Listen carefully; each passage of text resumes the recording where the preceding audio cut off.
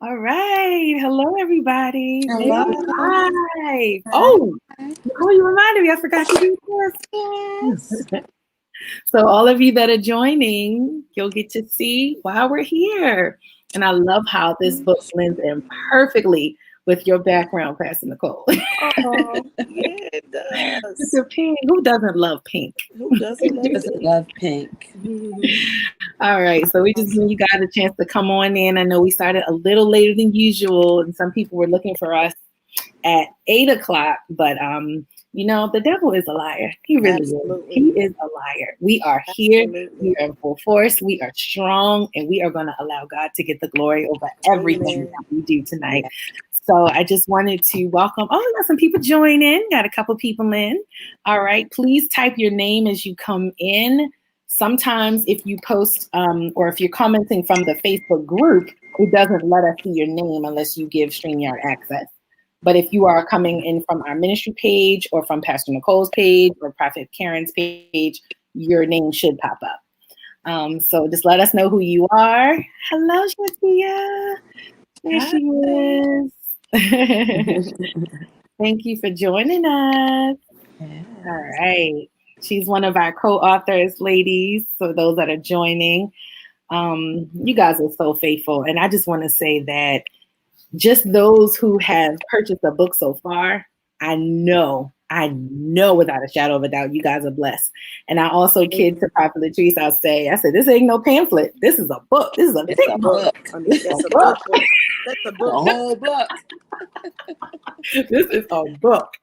So for those of you who, hey, Star, good to see you. Good to see you. Have you got your copy of 50 Shades of Pink yet, Star? She's one of our original book club members. Started with us last August, and we were reading, I think it's our 4th book we're reading now. So thank you for joining, Star, and congratulations on your beautiful son. And so definitely we would love for you to join in the conversation with us as we talk about 50 Shades of Pink.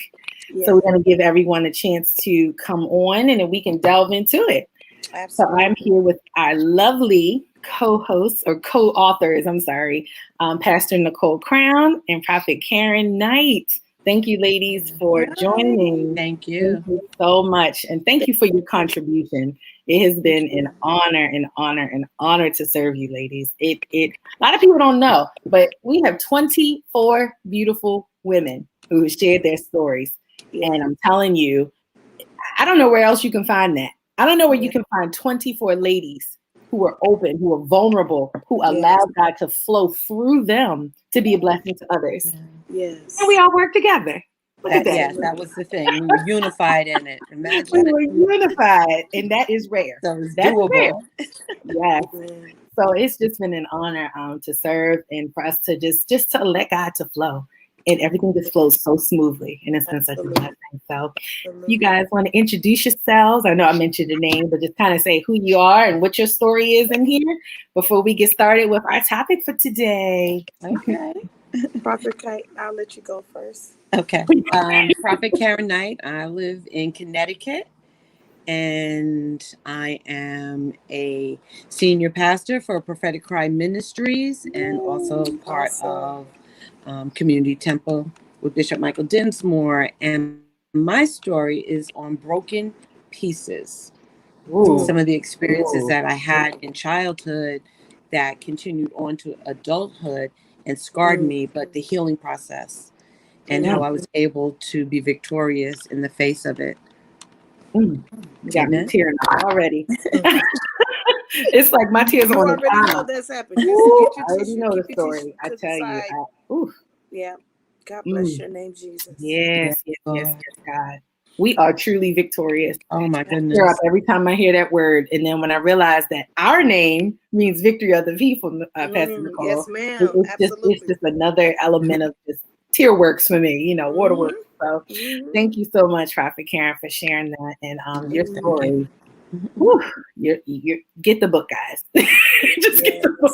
Yes. Get the book. Pastor Nicole, did you want to share a little bit about yourself and the title of your story so people can look for you when they purchase the book?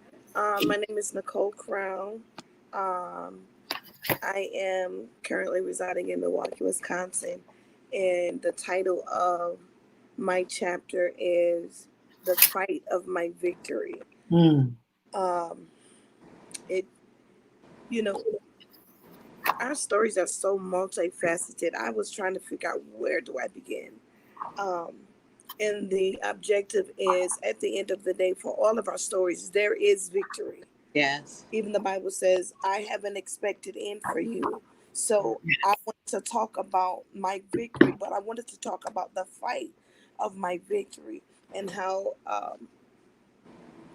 my fight may not be your fight. My fight may or may not be as strong as your fight. Um, the biggest fight of our victory is our identity. And Oh, I yeah. know we're talking about that on tonight. If the Mm-hmm. enemy can keep you and I from knowing whom we are in God, the battle is already won. Because it doesn't help for somebody else to, have you had someone to tell you you look like, or this is you, and Mm-hmm. we quickly deflect and say, no, I don't think so, because we're still struggling with our own identity. So when we find our identity in Christ, then that's the victory. And so if the enemy can keep you and I busy from doing everything else Oh, that's and good. not understanding whom we are in God, then, you could be busy but still not doing God's word. That's so good. And Mm. so that's what my synopsis of my story is talking about, the fight of my victory. I'm telling you Right. how my fight, what my fight entailed to get to my victory. Whew. Amen. Wow, thank you so much for sharing that. And I just wanted to highlight both of your stories. Let me go down to it here.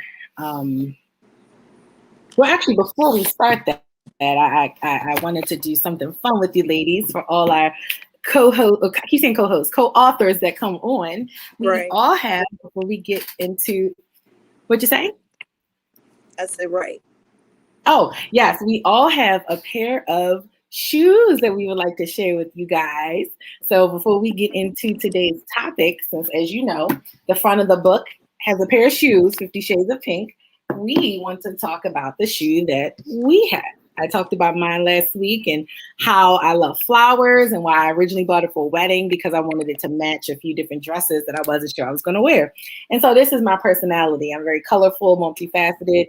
But I'm a bling girl, but I also like lots of colors and flowers. So Yes. those are my Very colors, pretty. my shade. Thank you. Would you like to share yours, Prophet Nine and Pastor Nicole?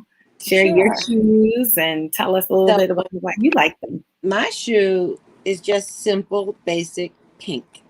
I don't know if you could see it. With a low heel. That's my personality. And it represents a new season in my life where I'm embracing pink. It's not a color that I would normally have chosen. I didn't feel that I looked good in it or that it was flattering. And I decided with 50 Shades of Pink that I was going to embrace pink. And it makes me feel so uniquely soft and feminine. Yes. And it that. kind of makes me a little spicy. I'm like, I look good in this pink. No. Yes. I love pink. It has this feminine, It and the thing I love so much about it is that it has a wide variety of shades. So when we see Pastor Nicole's shoes, we'll see a totally different shade of pink. Yes. Yours is a very soft color. I got a little bolder though. When I bought the soft pink, I was like, oh, this looks good. Let me try another shade until I got bold to the color of Pastor Nicole. Shoe. I started wearing dresses that color. Oh, wow. Yeah. Oh, wow. I need to get to that level of boldness. I'm more of a blush pink girl. But yeah, I definitely, I love the color of the bright. Can you just show us the box that your shoes came in? It's just so beautiful. It just feels like so much life, if it's nearby. If not, the shoe will take the glory. Oh my goodness. The shoe was beautiful. Ooh, beautiful, beautiful. Look at that box, y'all. Wow. I mean, when you see a box like that, you know something cute's inside. Type in the comments if you think that's cute. That hot pink. Shoe dazzle, y'all owe me for this promo. Yes. So let's see your pair of shoes and tell us a little bit about why you picked it, the color and everything. Look at those shoes. Ooh-wee. I'm gonna just let y'all get this. Just take all that in. 360. Mm-hmm. Yes, that is just gorgeous. I mean, it's got the pink, it's got the bling, it's got everything. And I love how it's cut because I have a narrow foot. Yes. So that fits very well for me. A lot of my shoes gap. I when we were picking the topic of the book, I thought about I love when people ask me my favorite color, I literally say every shade of pink. Ooh. Literally. Every shade of pink is my favorite color. And when I was upstairs preparing, I looked at this shoe and I decided, let me bring this one. And when I look at this shoe, you see the brilliance of the stones on the outside, but what the underlining is like a soft silkiness, and that's something about us as women, as strong as we are, and as powerful as we are, we shine bright like diamonds. Yeah. But then there's still a soft silkiness about us. You know what I'm saying? That that makes us so. That makes us so much of a blessing to whom we encounter, because it depends on what day you'll get. You may get the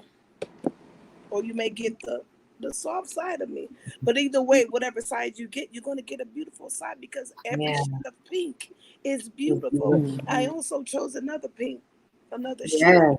Yes. It's almost the same that's the color, but the style is different. And the thing about it is, when it comes to our personalities and our shoes, the shoes that we walk in, it represents so much the multifacetedness of our stories and where we come from. And pink is a soft, elegant, I like to say flirty color. Some pinks are so flirtatious, That's flirty. Not a bold flirtation, but we're soft, we're elegant, we're a lady. I like to say girly girl. I'm girly girl. I'm still a lady. So the lady. Yes. And I love the diversities of pink. So it's like I'm pink, but you don't know what shade of pink I am today. I like that. I may be a feisty pink, but I may be a soft pink. Now, if you wake me up in the morning, I may be a hot pink. I think that's 90% of America. Now, if I'm feeling just kind of calm, I had a nice bubble bath, I may be a soft blush, but get me at the wrong time, I'm a hot pink.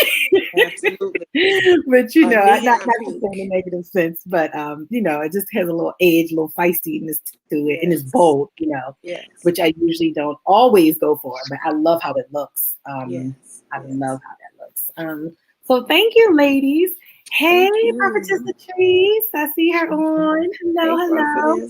She's the author of the book 50 Shades of Pink, guys. I'll just show y'all one more time. This is Prophetess Latrice. Definitely get the book. And we are here for some of those who are just joining us with two of our co-authors, Prophet Karen Knight and Pastor Nicole Crown. Thank you all for joining. So we are going to jump right on in. We talked a little bit about our shoes. We talked a little bit about who we are. Now let's talk about the topic. And you highlighted it a bit, Pastor Nicole. The shade, what shade of pink and your size. So let me preface it with this. When you walk into a shoe store, you see all these shoes and you just like, this is how I used to be when I walked in DSW. Mind you, I used to work there years ago. So all my checks went there, get paid and then go spend it. When I was in my 20s, so I was like, oh, just buy shoes. I don't have real bills. Right. So I'd walk in, I'd scan the aisles and just look. And, when you see those rows, you're just like, wow, where do I even start? Kind of like off Broadway. So I'd find shoes, and then underneath of the shoes, you'll see all the colors. And not just the colors, but the sizes. So as individuals, we have a unique color or a unique style or unique size. So tonight I would love for us to talk about our identity. And I love how Prophetess Latrice chose the shoe, because it not only represents our journey and our walk through life, but there's so many diversities in just looking at a shoe. It's not just a shoe, but shoes have, last week we talked about flats or heels, and faith as it relates to comfort and what a heel does to you versus what a flat does. And now we're talking about the color, the shade, the size of the shoe. So each shoe is unique to you. I may love your shoe, Pastor Nicole, but if I can't put my foot in it, I may need a larger size. Right. You know, I may love your shoe, Pastor Prophet Knight, but if I can't squeeze my feet in it, I may have to get another size that fits me. Right. You know, so we are all different, and sometimes we try to fit our feet in shoes that are not for us. And it's just amazing because earlier today I was talking to a pastor who, you know, Prophet Knight, and we were just talking about how staying in your lane is so key. We have a hard time sometimes supporting other people because we don't know what our lane is, and we're jealous of people. And it's like, well, why be jealous of them? Right. That has not, one has nothing to do with the other. We are all King's kids. And so when you know who you are, you can respect the diversity or even the success of someone else. You may be an author. She may be a, I don't know, mechanic. So if she's got 100 clients, why not celebrate her? It's not going to take away from you. Right. Even if she was an author and you were an author, it doesn't take away from you. We are all unique. God has gifted us, and we have so much. We don't have to covet from our neighbor. So it's so. And I used to tease people. I said, I'm from Maryland and I love crabs, but I don't, the crab mentality I can't get. You know, I love crabs. Right. But it's the crab mentality that we should not have. When we know who we are, it creates a whole different space. I don't have to pull from you because I know that what God has for me, my portion, is more than enough. More than enough. And so I wanted to talk about the topic of our size and our shade and our uniqueness and how your stories kind of touch onto that. So let me try to say it right. Prophet Knight. I'm sorry, let me go back to the stories and I can reference it for those who may have their books with them, who come to class with their books. I can't find it here. It's on Broken Pieces. It's, I think, like the 5th or 6th one on the second page. Oh, on the second page. Okay. That's why I couldn't. Okay. So page 157, if you guys have your books with you, on Broken Pieces. And Prophet Karen, if you could just, I know you alluded to it a little bit when we were just kind of introducing yourself, talking about, well, actually, I'll read the first sentence, if that's okay. This is my story of overcoming the broken, shattered pieces of my life. Yes. And so Prophet Karen Knight talks about her story. And one of the lines is so intricate to our conversation. You said, we are all created with a plan, a destiny that was determined before we were placed in the womb, a journey of self-identification. Yes. Woo! Prophet Latrice said, you wrote that. A journey of self-identification. Yes. Can you talk about your story and how you came to identify who you were in Christ and how you knew what your lane was? Can you tell us a little bit about your story, your journey, and just kind of what inspired you to write or just to share that story? Sure. It's definitely a journey. I can say that. And it started very young when I was not in control. Wow. Everyone else defined my identity. And their definition of who I was to become was not positive. They looked at my cousin who was born 7 months later than I was. And as I say in the story, that in my family, we were always born in twos. And it seemed like we were always the same sex too, in the same year. Yeah.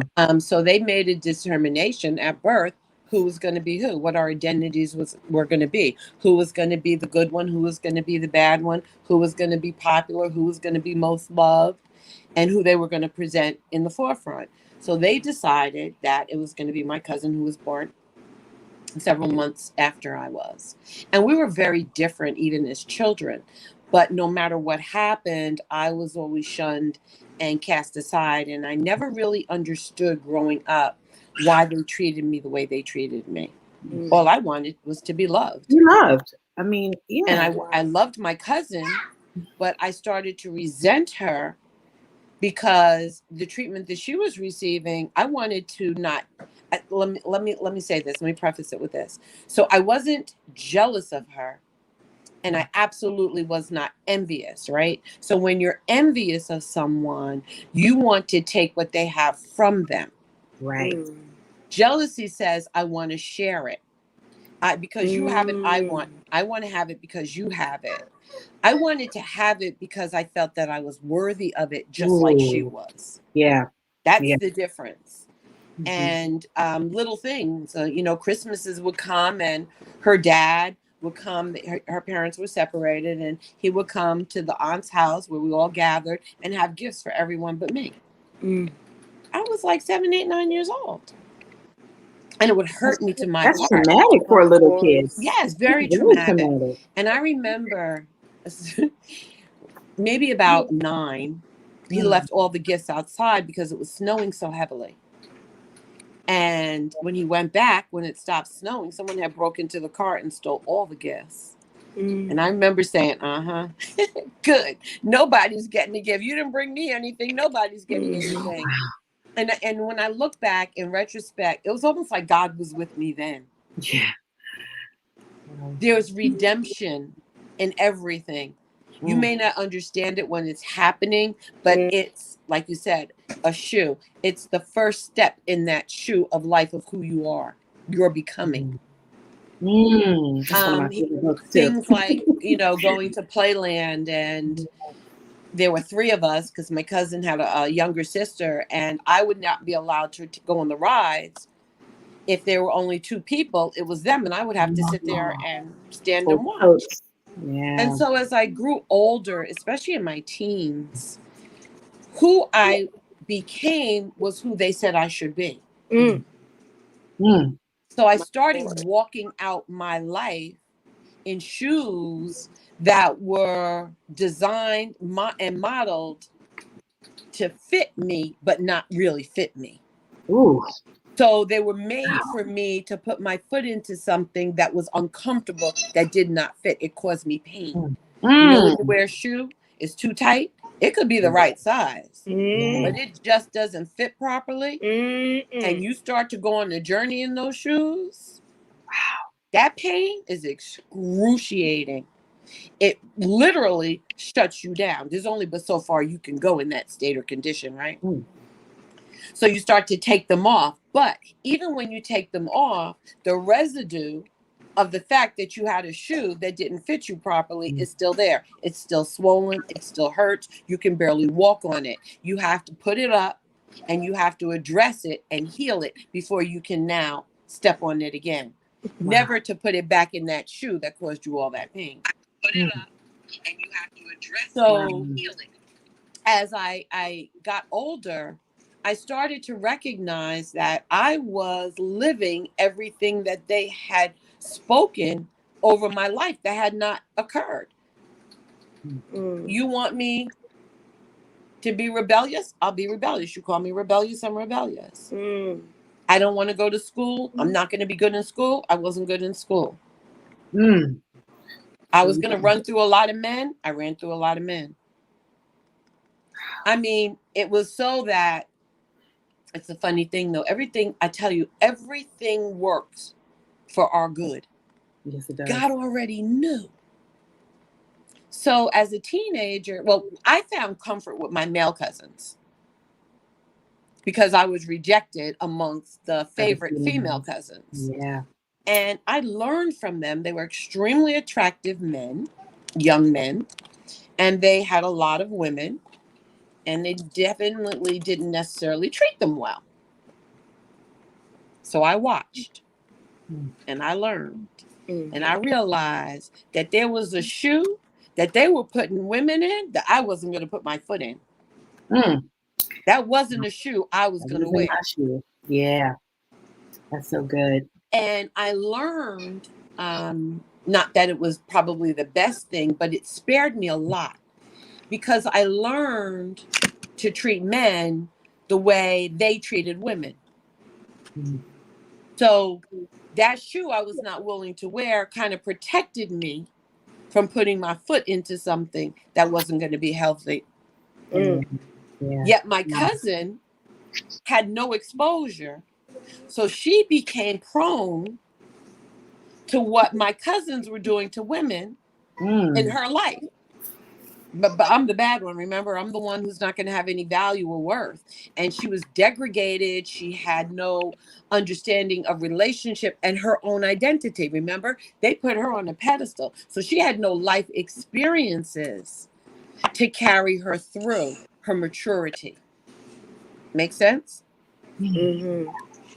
So I started to look and say, I don't have to live my life defined by who they say I am. Mm. I'm going to live my life according to who I say I am. Period. I live life on my own terms.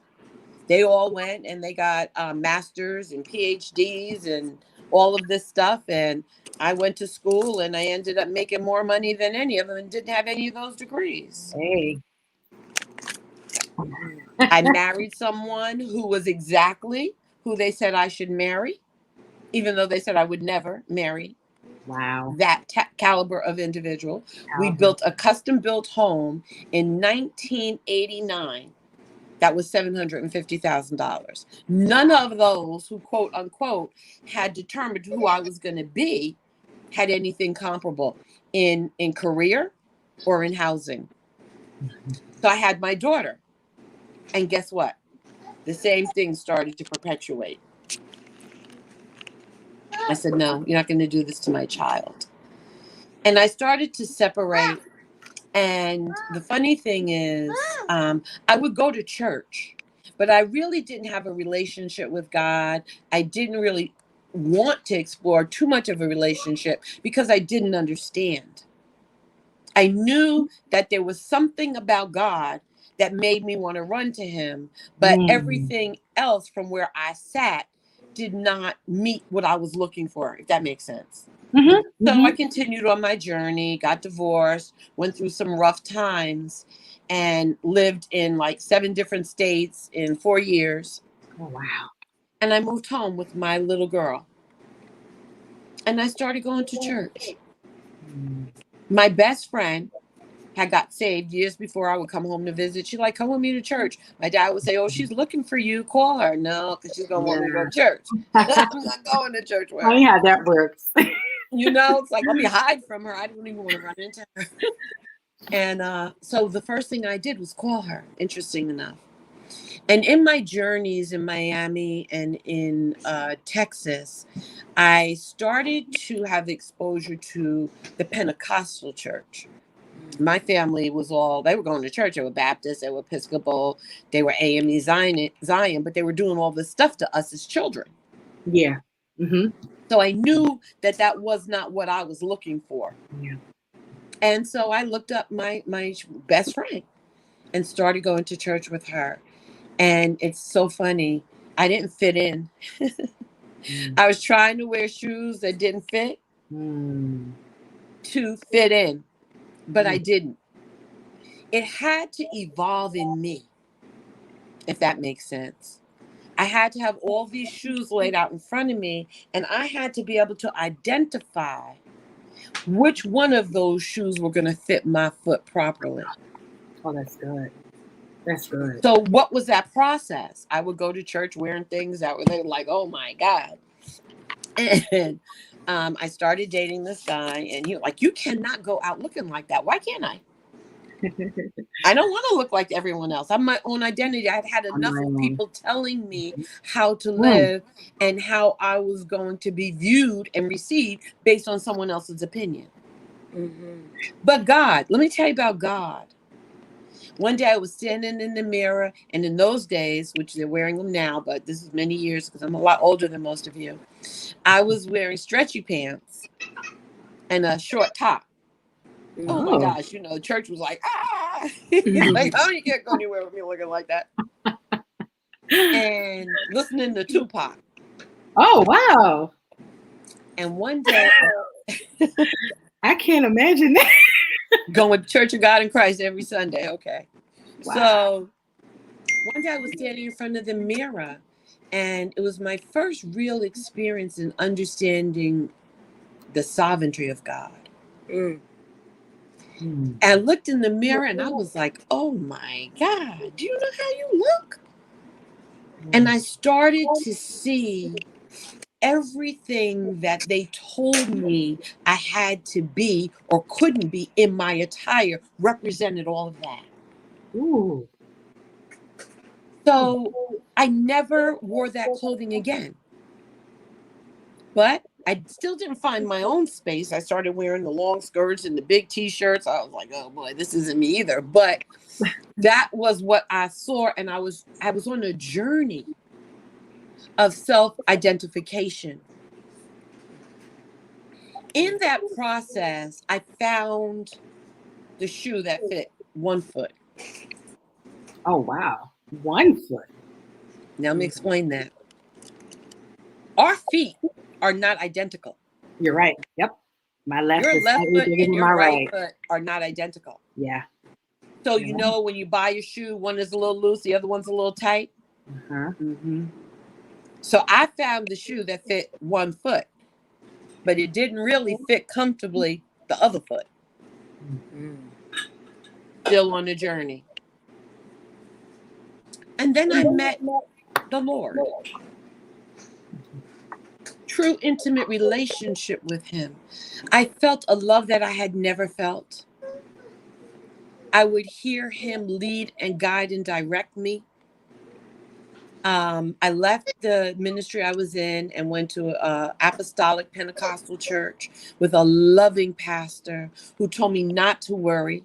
And so this is the other piece that I want to add. So at 43,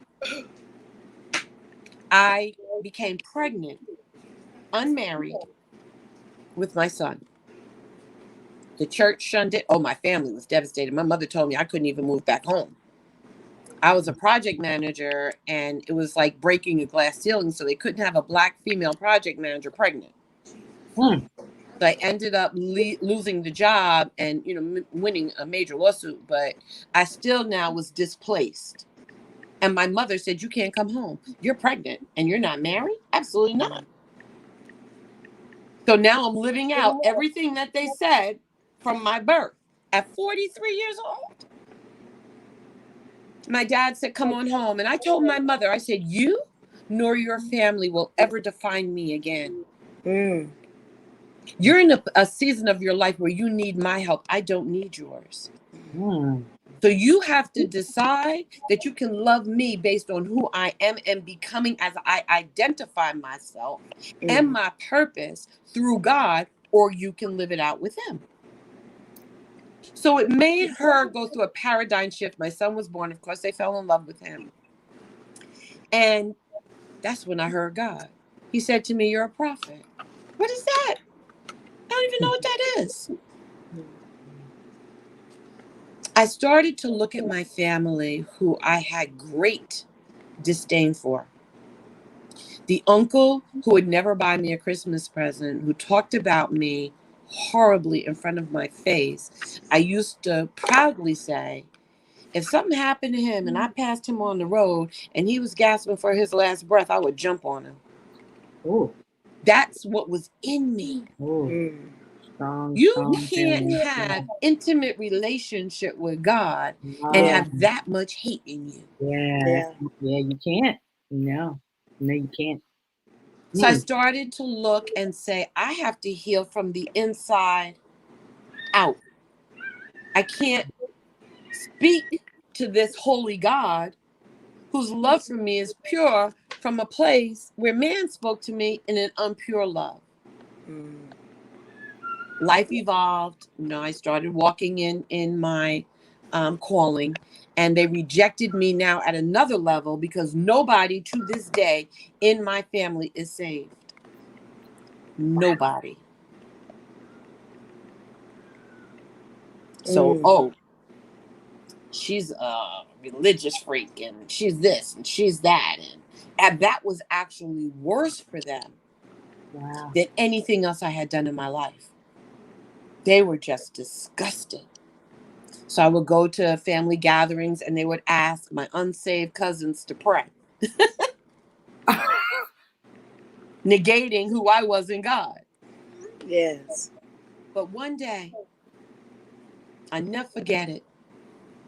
My cousin, who was the same age, born in that same year. She got lupus when we had our children, who were, mind you, 7 months apart. But Oh, wow. yeah, so That. she got lupus, and when our children were 16, she succumbed to it. And I was praying for her, trying to introduce her to the Lord. Her mother told me, stop praying for her, just do it quietly, all of this. And when we went to the funeral, her mother came up to me and said, I'm very angry at God. I said, why are you angry at God? She said, because you're alive and she's dead. You should be dead. Oh, God. Not my daughter. You're the one who should be dead. Basically, your life has no value. And I'm saying to myself, wait a minute. I'm a single mom with 2 children. My parents are elderly and ailing. If I died, what would happen to my children? You don't even care about my family or my mom that you say you love so much, but your daughter, by grace, had an awesome husband to take care of his son. You're not ailing. She had another sister. There was a huge family, was a village around to walk him into his next journey of life without his mom. My children would have been left, and my parents, with nothing. And it hurt me to my core. How cruel that could be. That's extremely cruel. It's cruel. Yeah. And the sad part about it is my son is 7 years old, sitting there listening to it. He said, Mommy, why does she want you dead? I said, because she doesn't know the love of God. I said, the truth is she wants herself dead. She hates herself. So that transcends to everyone around her. Now I'm trying to comfort my son, but God is ministering to me. He revealed her heart to me. And instead of being angry and hurt, I began to feel sorry for her. That's it. That's it. Can you imagine? That's it. To be that wicked inside, that you could actually verbalize something like that to someone. Now, all that pain of all those years started to bubble up in me. Even though I saw her for what she was, but I had to heal from who they said I was. All that poison. Can I tell you, from birth, they were pouring poison into me and my other cousins that were in the same place. At 16, I had a cousin who told my cousin and I, the good one, that we should go down to 42nd Street and prostitute for her and make some money. We were like, she's crazy. You know, we knew she was crazy, but I mean, yeah, that's a whole nother level. But she really wanted to bring us down to where they had left her. Now she's in her 30s and early 40s. So she was that damaged and bleeding still at that junction of her life. And so when I'm sitting there, and as you know, we went through whatever with the family, I started to realize I didn't want to end up like her.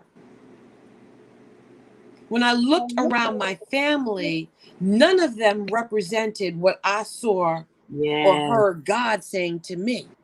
God will surely help you identify who you are. This is not, he said, I separated you from them for a purpose.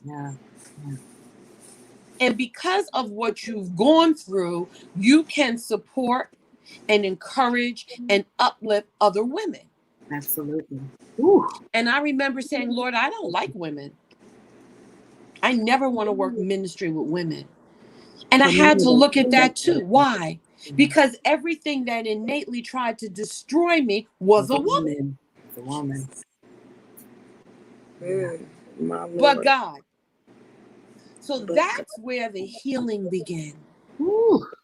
I think you need to do some more writing, because no, I'm serious. This right here. Oh my goodness. I mean, you touched on, I mean, I know we're talking about identity, but you touched on generational curses. You touched on identity. You touched on trauma. You touched on the effects of abuse, emotional abuse. You touched on rejection, abandonment. I mean, this is so heavy. And my mom allowed this stuff to happen to me. And I think I grew up hating my mother. Yeah. And I used to pray, God, don't let my father die before my mother, because I'm not taking care of her. Mm. And my father said to me, if anything happens to me, I need you to promise you're going to take care of your mother. What? Daddy, you can't ask me that. And my mind was like, I'll make sure that she has a roof over her head, but I'm not going to take care of her. That's a whole nother story. But I had to forgive my mother to forgive myself. Ooh. Even when I think about it now today, it brings tears to my eyes. The pain that I suffered. And my daughter said to me the other day, she said, Mommy, I know you went through some bad stuff growing up. I watched how they treated you. She said, and I just refused them to treat me that way. And I felt that you didn't protect me from them. Just like I felt my mom didn't protect me, but I absolutely protected her. But she saw it and she felt my pain and internalized hers. It. Yeah. Wow. So that thing affects generations. So now it's going down another generation. But God, I got to a place where my mom moved in with me and my family would come and visit my mother. And I watched the way they treated my mother.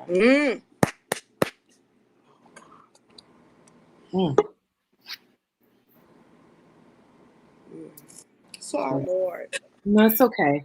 It's okay. It's okay. We're in a safe healing space. My God. If God put something in your spirit, Pastor Nicole, feel free to share. Because I know you. That's where I'm glad. Yeah. As she was talking, Yeah. Your mother did everything that you experienced. Your mother experienced, and if she never sat you down, maybe she didn't know how to explain it to you. But Yes, God.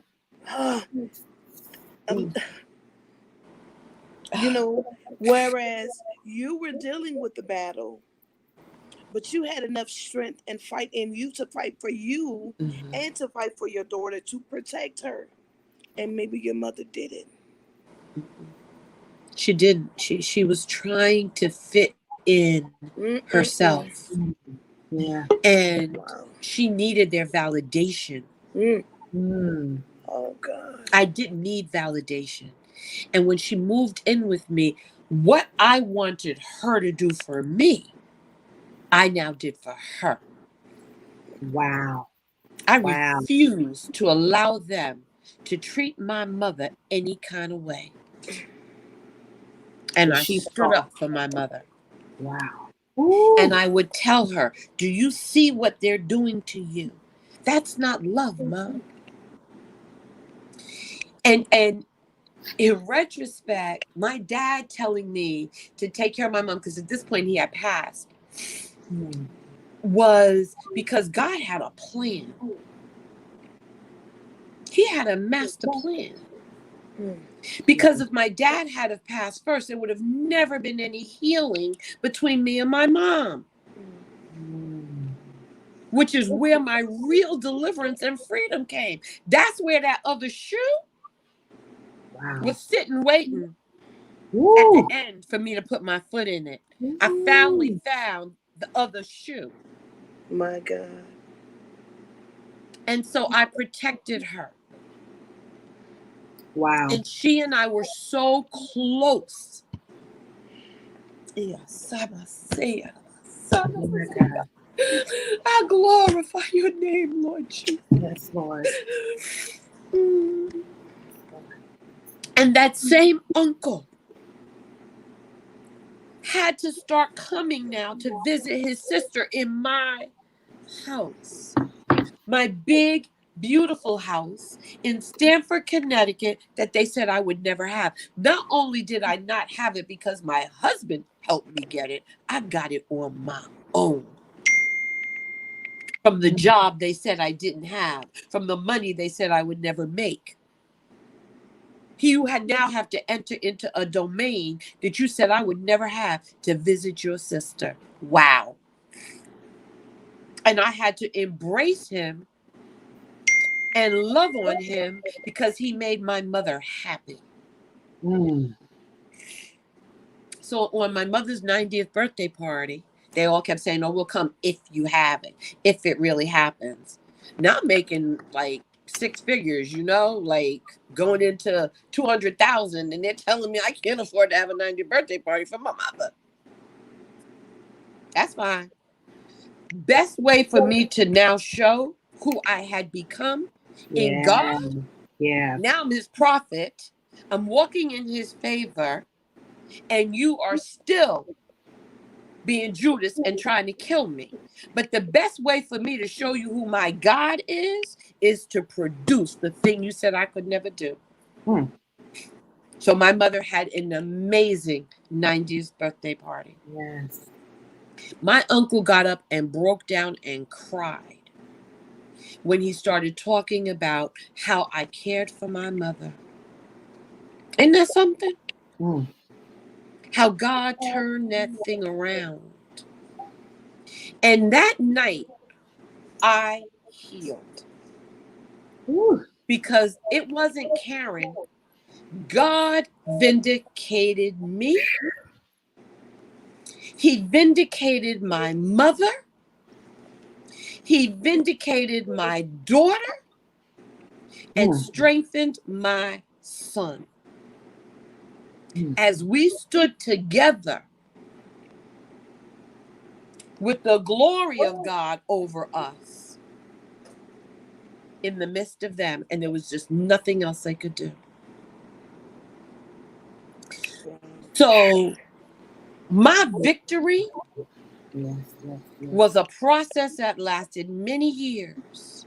But when I tell you, I would not change a thing because of who I am in God. And the testimony and experiences and wisdom that I can now impart into the very women I said I would never minister to. Oh, wow. Woo. So today I walk with 8 ministries. 3 of them are in Jesus, God, I thank you. Yes, God. Third world countries where our young brown and black women are traveling for body augmentation because they don't love themselves. Wow. Teaching them that that's not going to beautify you. You're never going to be happy from that. But God.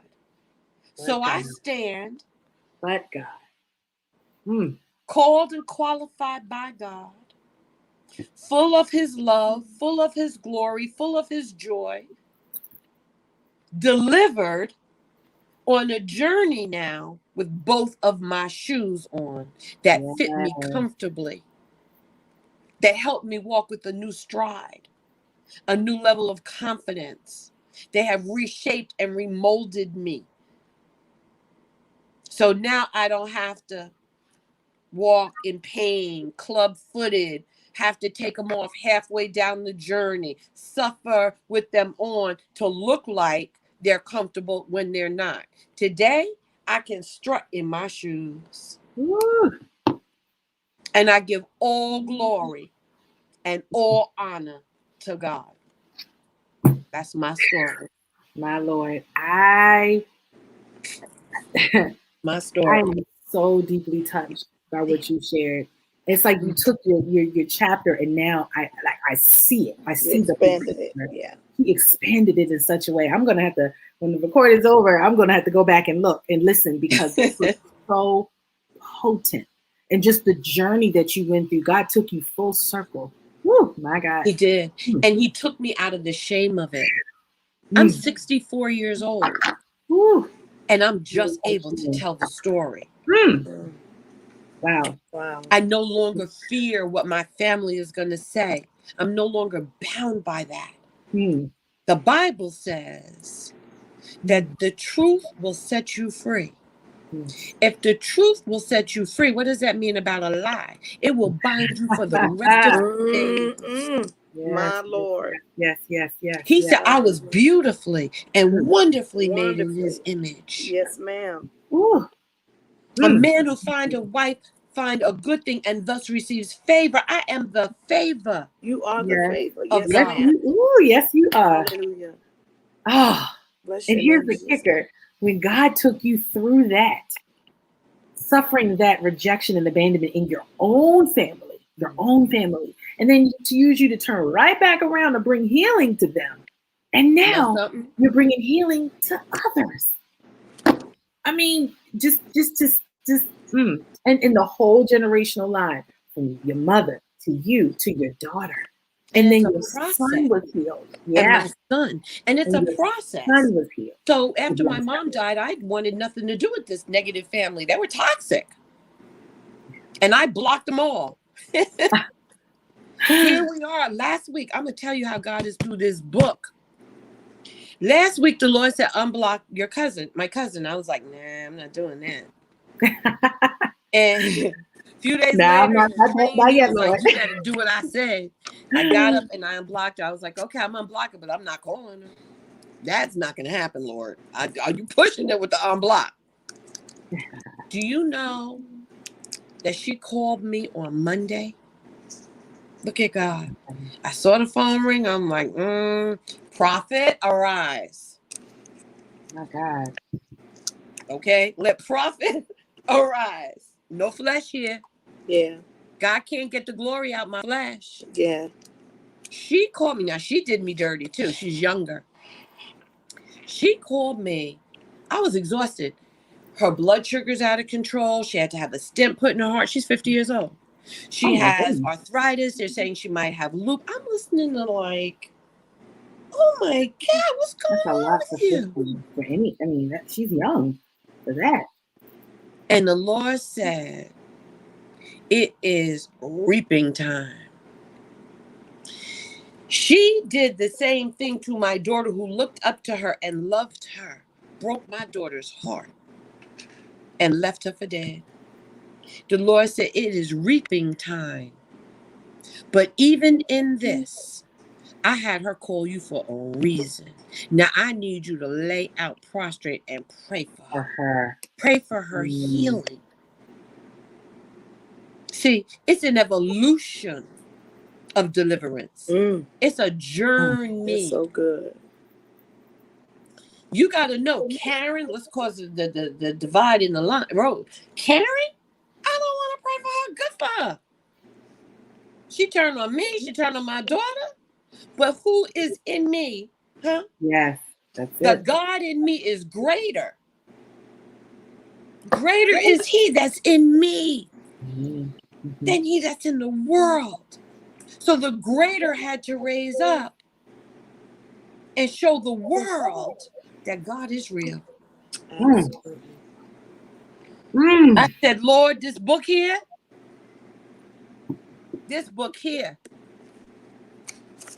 yes, even took me to another level, another depth, another degree. Guess what? And my stride is even stronger from this book. Absolutely. Because getting it out is another level of deliverance. Absolutely. Being able to talk about it, yes, probably is the greatest deliverance of all. And then here's the kicker: then reading it. Whew. And then all the women who were saying, I like this book, I can't even get it out of here quick enough. Who are saying, oh my God. But okay, so here you go. This is my last point. So all of that prepared me for who I was born to be, which was a prophet. Oof. And then the prophets are rejected, cast aside, pushed aside, not understood. Many. Beat with many stripes. When I tell you, it has been harder this walk than what I endured with my family. Trust me. But it prepared me and gave me the foundation. So now over the last couple of weeks, when I walk into service, my strut is different. Yes, yes, yes, yes. I love it. Oh, I And love God it. was able. Oop, we can't hear you. Oh no, we can't hear you. Can Oh, you there hear me? you are. There you are. There you are. He positioned me. Now, again, I accomplished things in my natural life that they said I could never do. So in the natural, so as in the spirit. So I was Mm. the first affirmed prophet in my bishop, who has a organization, the first affirmed prophet ever in the organization. The only and first and only prophet ever affirmed in the local church. And the first para ministry seated at the national church level. Oh God, I thank you. All that they said in my church family, I would never be. It all came. And the biggest thing of all, on Sunday, he called me to walk with him, which he always had done, back and forth, up and down. But it was such an authority. And as I walked with him, everything that he had me touch, the glory of God hit and laid it out. Afterwards, they meet me in the parking lot talking about, can I have your book? Can I buy your book? Can you autograph the book, sign something in there? You can just start saying, sign what we want me to say to you. But to God be the glory. Absolutely. For all that he has done and will continue to do. I just glorify him for taking me full circle. Thank you. And allowing me to get a pair of shoes that finally fit my feet, enhance my walk, Yes, and make yes, me feel yes, good about who I am in them. yes, yes, yes, That is yes. so good. Thank That is so you. good. Thank you. Glory be to Thank God. you, Prophet Karen, for Thank you, sharing Jesus. this. I mean, Thank you, Lord. for those of you who may just be joining in, we're talking about Prophet Karen was sharing her story of her journey, her incredible journey of self-identification. And you can find that on page, I think we said 137, 157, 150. on Broken Pieces. Thank you so much just for Thank you. sharing that and for having the courage and the vulnerability to share that. Wow. And I am eternally grateful to Prophet Latrice Leake for Yes, we love obeying Prophet God, or for Latrice. God to place me Yes, on her Absolutely. heart, Amen. and to be able to collaborate with women and come see on, Prophet no Latrice. drama. When I tell you we had no drama, we might have had warfare, but we didn't have drama with one another. Right. And those are two different things. Prophet Latrice, you need to jump on here. I'm gonna give you the link. She got the link. Jump on here, Prophet Latrice.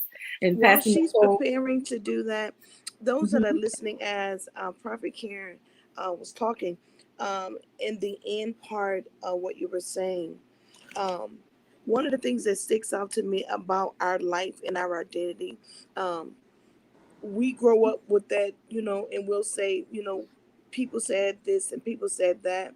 Um, we understand that the Bible says we wrestle not against flesh and blood, Bless you. but we wrestle against principalities. Y'all know the scripture.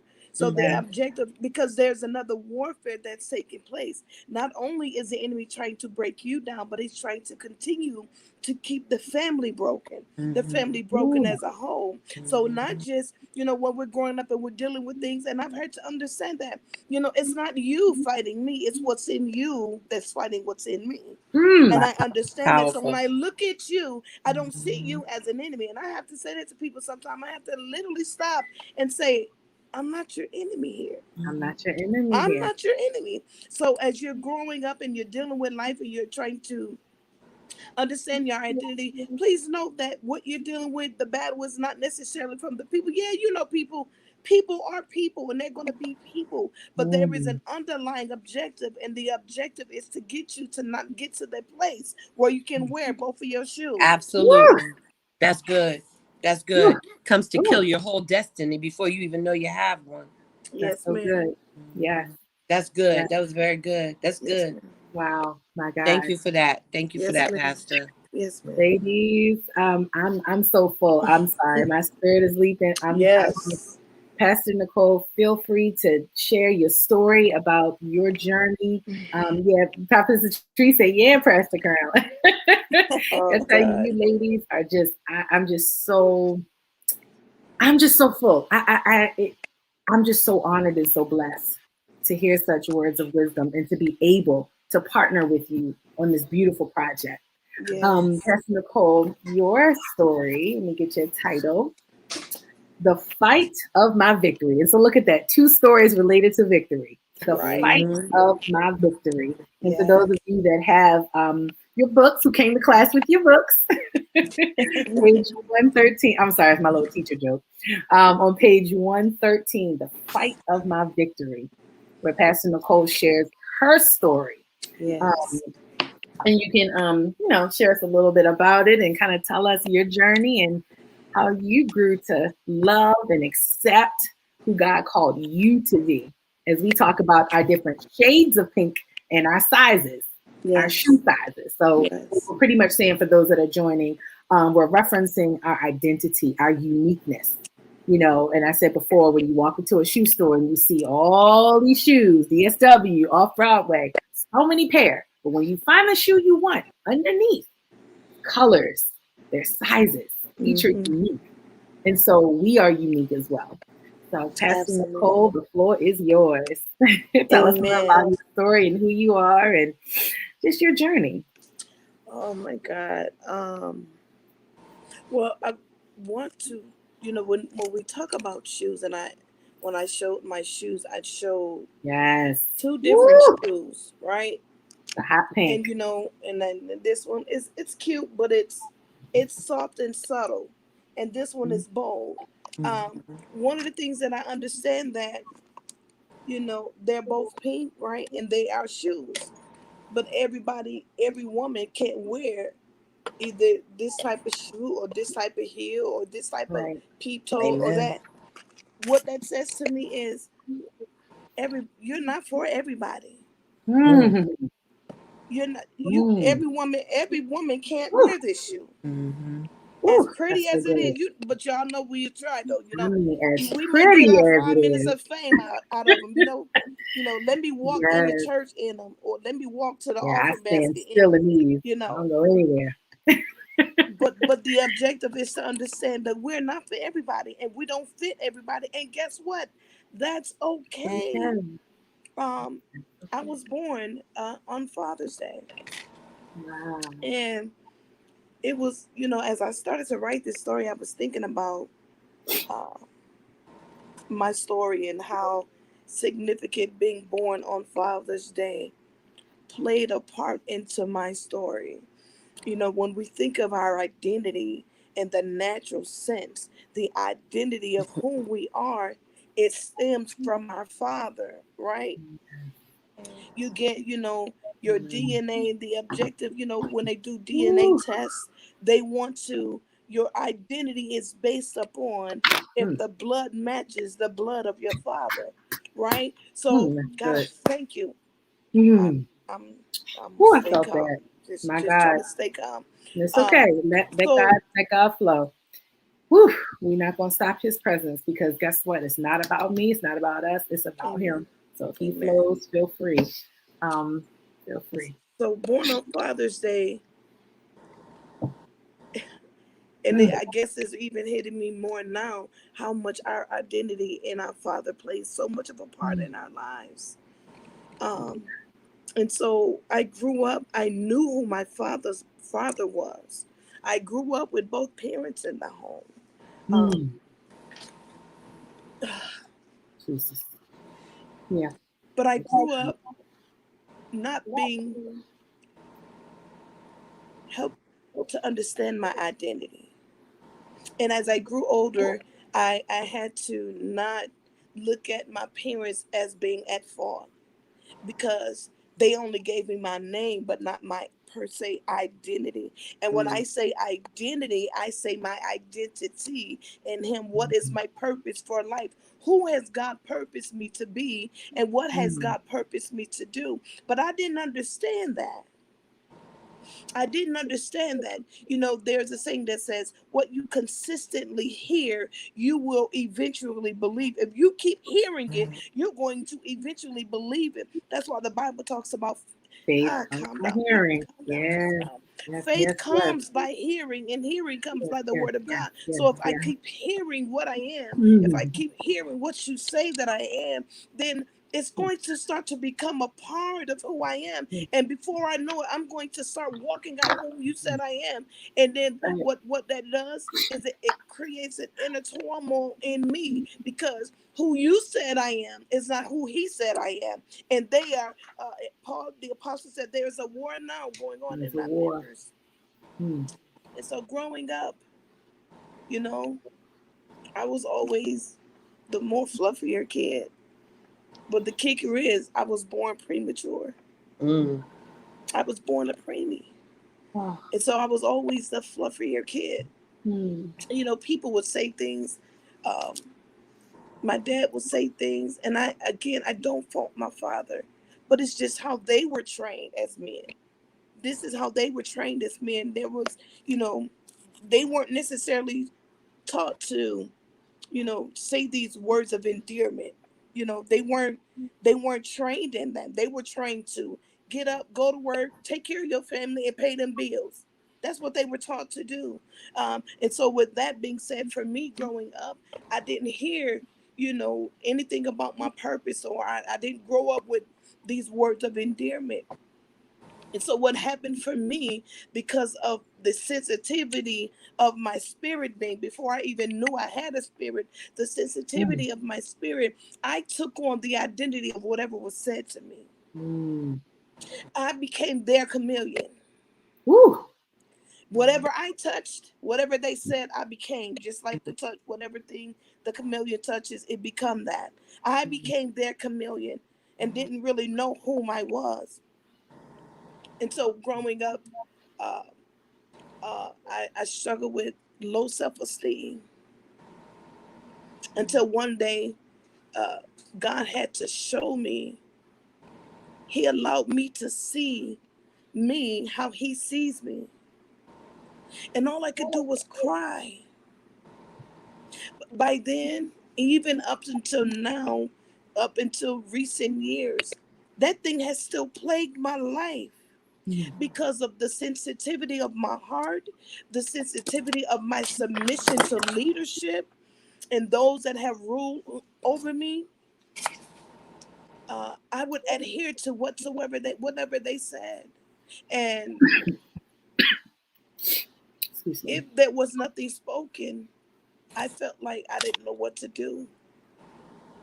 And so Mm. I didn't realize, Ooh, touch. all along, one of the things I said in the book Yes, is, Lord. one thing about our identity, we don't necessarily always know who we are, but I promise you, there are those that see what's on you and they know that it's in you, and they Mm.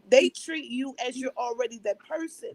Yes, they do. And that Ooh, person that you are, you're not even there. You don't even know that you're there. You but don't they even see it. know, because all you see is yourself broken. You see yourself Mm. how they said you are. That's right. They're saying you are this, but deep down they see who you are, and that's what they're fighting against. We wrestle not Ooh. against flesh and blood, so what's in them is fighting against what's in me. Break it down. Break it down. And so I grew up, I was so, and I'm still this submissive person. My fight, uh if my leader didn't say it, I didn't do it. And the sad part about that is, people take, the Bible talks about use of their authority. They take that and they use it to manipulate. And I had become so broken, because all I wanted was to be accepted. I didn't even know who or what I wanted to be accepted as, because I didn't know. They knew, Yeah. but they would never talk to that part of me. They would talk to this other side of me that they saw and wanted to bring to the forefront, and to bring to the forefront of my mind. And that is the thing that I carried for a very long time, even until, uh, you know, The thing is about a child with their identity, they trust you. And I'm trying to give the softer version. They trust you with their identity. And in my experiences, all I wanted was to be accepted. I wanted to be accepted by them, and not even not even the burden to be whom God has called me to be. I just wanted to be accepted by them. I would cry and say, God, help them to see how much I love them. And it wasn't even that they so much loved me. They just wanted to kill what they saw in me. They didn't want that what they saw in me to live. And so everything that they did, everything that they said was meant to kill what was in me. What wasn't even at the surface yet. That's right. Here I am trying to find my identity, looking for my identity in a man,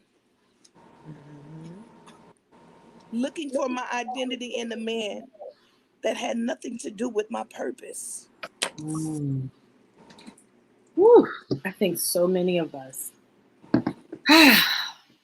Looking for my identity in a man. And the thing is, when you're in that place of vulnerability and want to be accepted and Yeah. people to be receptive for you, you start to adhere to Yep. things. You start to accept and embrace things that we don't see. We don't see the depth of what their cause and effects would be. But what we see surface is acceptance. When the depth of that thing is to sabotage. Oh my God. It's to further kill whom we are. And so I grew up struggling with my identity, and I would have people that would tell me, you this and you so this and you God gonna do this and God is gonna do that. But I didn't see it. Even after being well over my 30s, late 30s, I was afraid to embrace this woman that I'm becoming now. And people would say it to me, and I couldn't accept it. I couldn't embrace it because I didn't see it. I didn't see it because they never said it. Whew. Say what you see until you see what you've said. And because I didn't have no one in my ear growing up speaking to me and saying, Nicole, this is God's purpose. I have to rehearse it with my 7-year-old, and I'll rehearse it with my 2-year-old right now. You are God's chosen.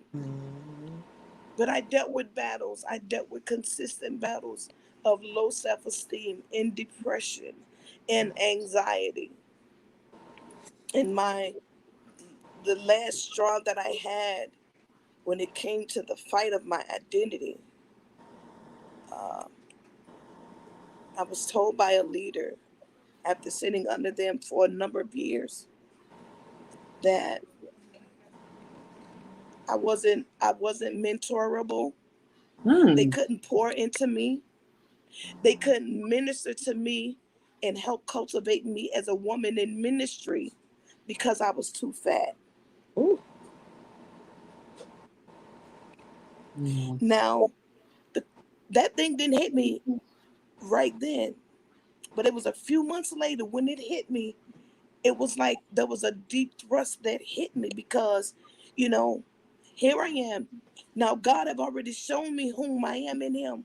He's allowed me to see who He made me to be.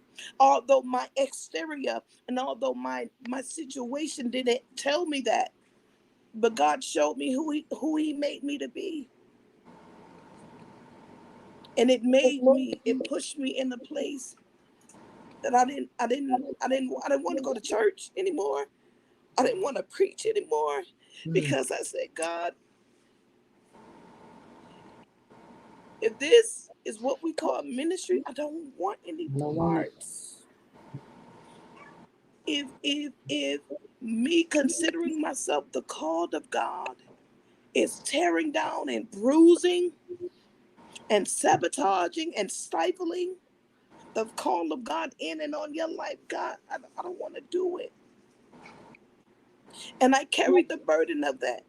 I carried the burden of that.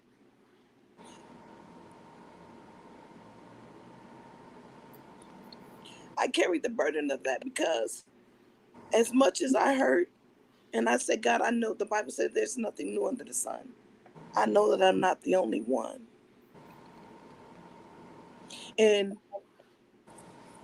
even now, I'm it's a daily fight, because once you understand your identity in him, you have to still keep fighting to maintain that identity, because the devil is never going to stop you from, he's never going to stop fighting. He's relentless in this fight. Oh, He is relentless in this fight. The more you become, the more he's going to fight you to not become.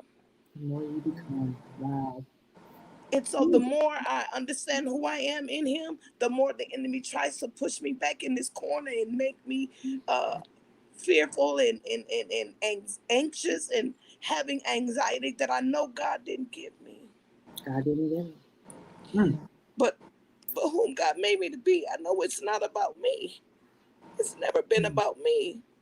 It's about those other women that's going to come along, that's in that same place that I was in, that didn't have anybody to speak into their life at that moment to help pull them up and pull them out. And so where I am today is, as much again as I understand whom I am in God, it's literally almost a daily struggle, because the enemy fights. He knows who you are. He don't want you to walk that purpose out. And so my daily fight is to make sure that I am submitted to God and my identity in him. Because sometimes that fight, it is not just from the enemy, it's the fight from the enemy in me.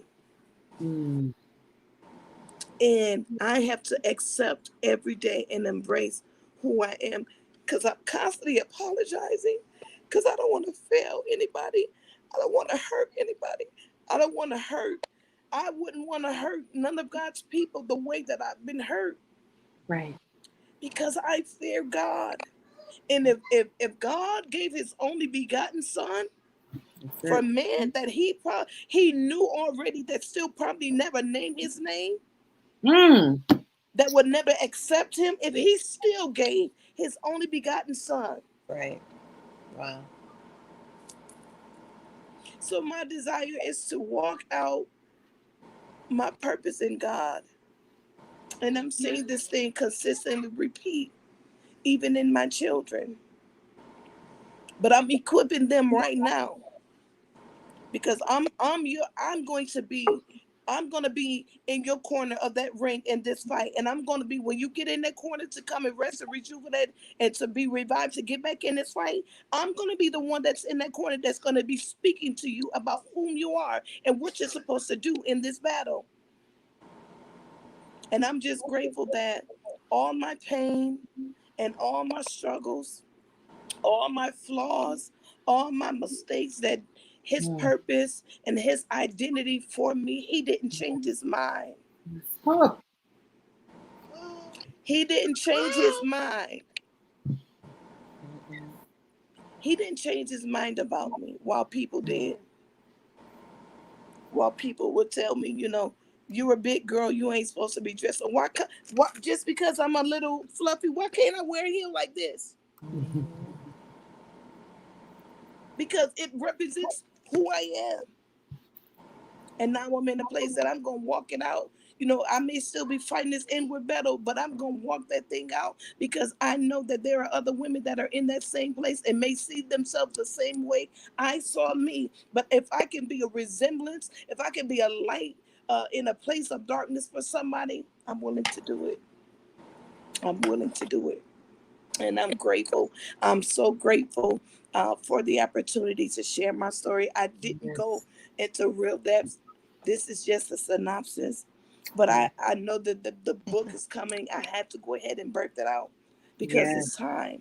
The Bible says they overcame them by the blood of the Lamb and by the words of their testimony. That's right. So your story is not just a story. Your story, there were people that are in those places, that lowest dark place that we were in, that they didn't see a way out. And that's what we are dealing with, a hopeless, helpless generation. And all they need to know is their way out. Prophet Karen, you are a way out. Nicole, you are a way out.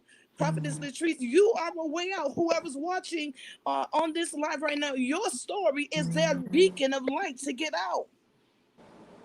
You know, they say, young people, this generation, they say, can you feel me? You feel me? You feel me?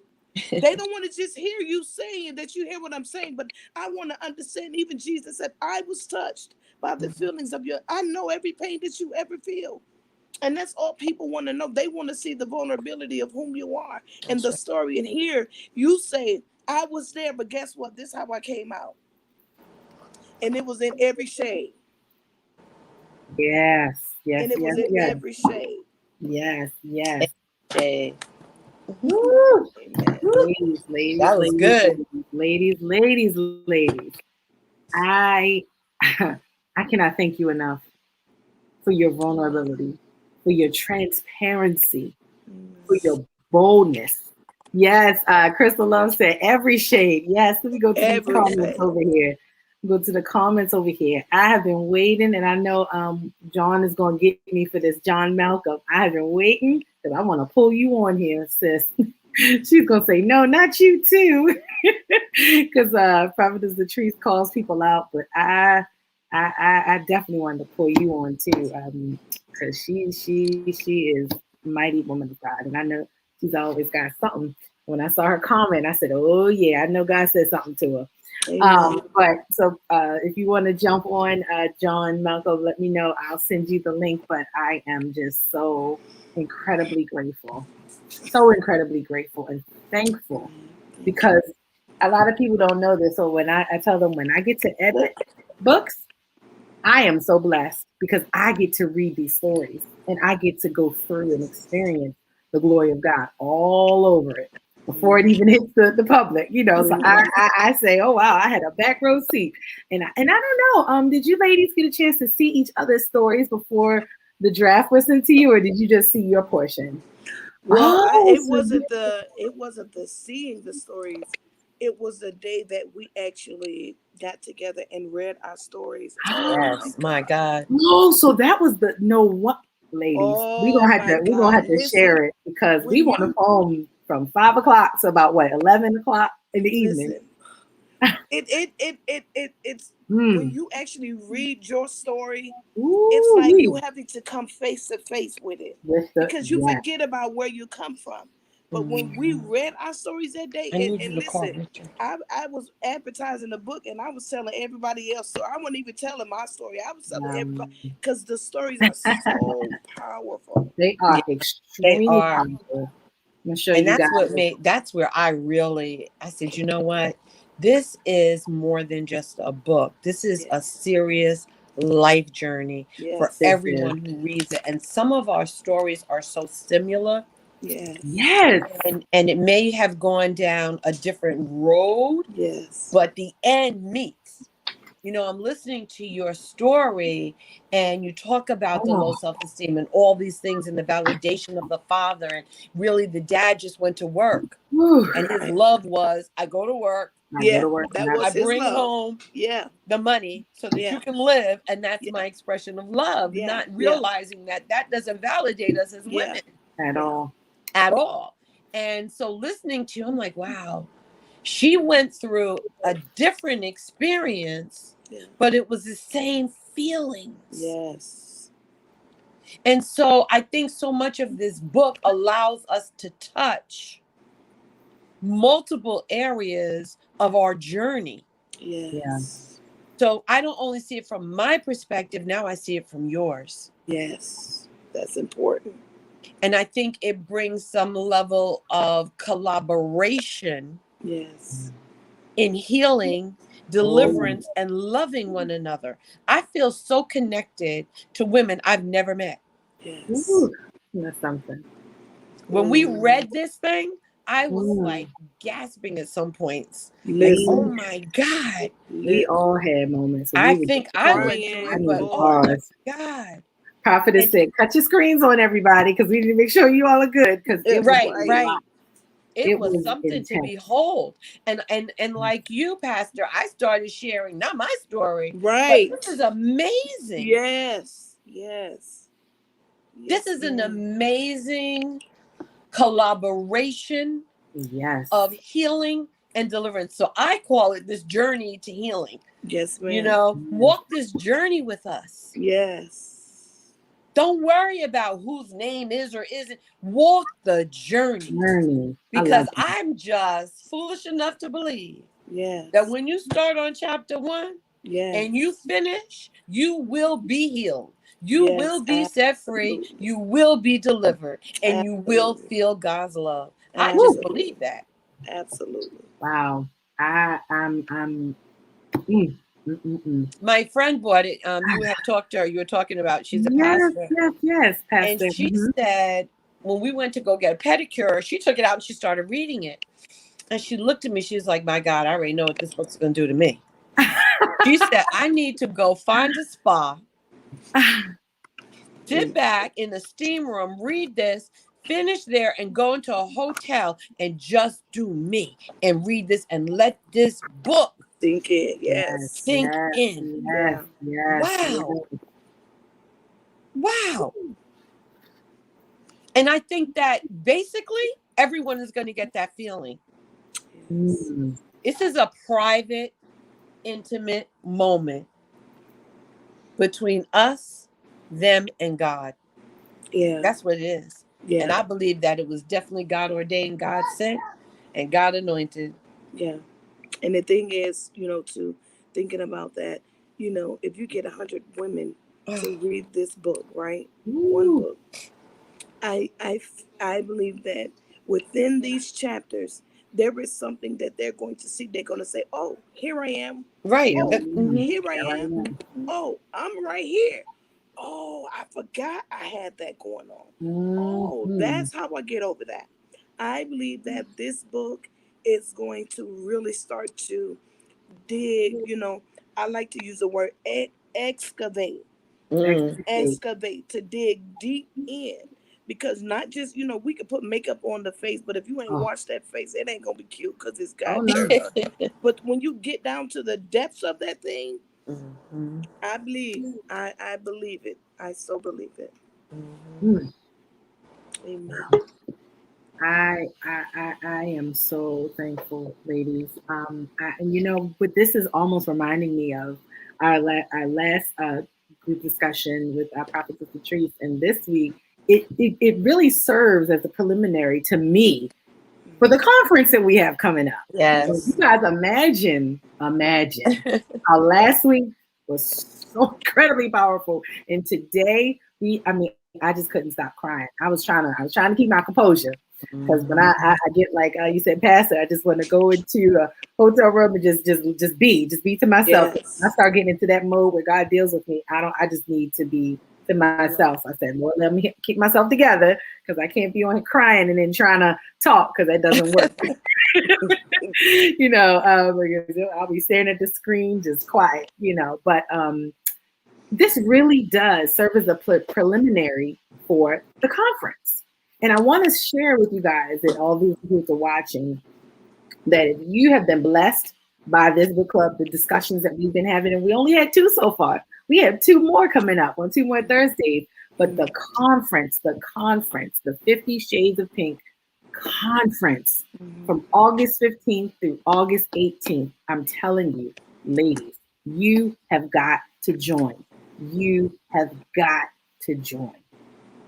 Friday, Saturday, Sunday of a time where we can all come together, the co-authors. If you've been blessed just by the 4 or 5 co-authors we've had so far, imagine 24. Imagine. So I definitely implore you guys, please, I will post the flyer, I will post the link. You have got to sign up for the conference. August 15th through the 18th. Yes, Prophetess Latrice. August 15th through the 18th, 50 Shades of Pink. You gotta come out, support. It is virtual. And we're having I don't want to get the days wrong, but I know it's gonna be the pink slumber party first. And those are so much fun. I promise, Prophetess Latrice needs to be like I feel like you were a teacher or something. I mean, you just have so many fun activities. We all laughing and joking like we little kids in there, just having a good time. Pink slumber party. She told me I couldn't say y'all can't wear pink bonnets. She gonna get on me for that one. She gonna get on me for the bonnets. She says the bonnets is 50 Shades of Pink, not 50 Shades of Ratchet. That's what she said. So we're gonna have to do away with the bonnet, but wear your pink pajamas. And then the next day we have tea time with Prophet Karen Knight. So it's a beautiful, beautiful, beautiful event. So it's Friday, Saturday, and Sunday from August 15th through August the 18th. I will post the flyer. I will post the links. Oh, thank you, Pastor Latrice. Thank you, Pastor Latrice. August 15th at 7 p.m. is the Pink Slumber Party.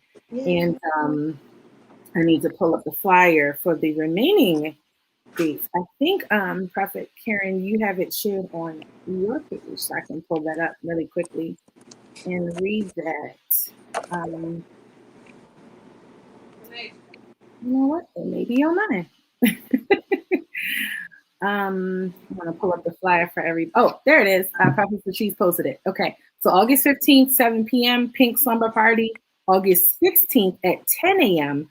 Tea with Prophet Karen. I already know. And I know there's something later on that evening on that Saturday, I believe, as well at 7 p.m. I do remember that. And then I think, if I'm not mistaken, the 17th is the official launch with the book, where you actually do this book signing and go through different aspects of the book. Okay, I'm sorry, August 16th at 7 p.m. is the book launch. There it is. And so the 17th is, let me do my due diligence and pull it up. Oh, there it is. Okay, so oh, wait a minute. I'm sorry, I got the dates wrong. Oh, it's not the 13th through the 15th? It's the 15th through the 18th. To 18th, right? Oh, the flyer I'm looking at says August 13th through the 15th. Okay. Maybe I got my dates wrong. Okay. Well, we'll get back to you on that one, ladies.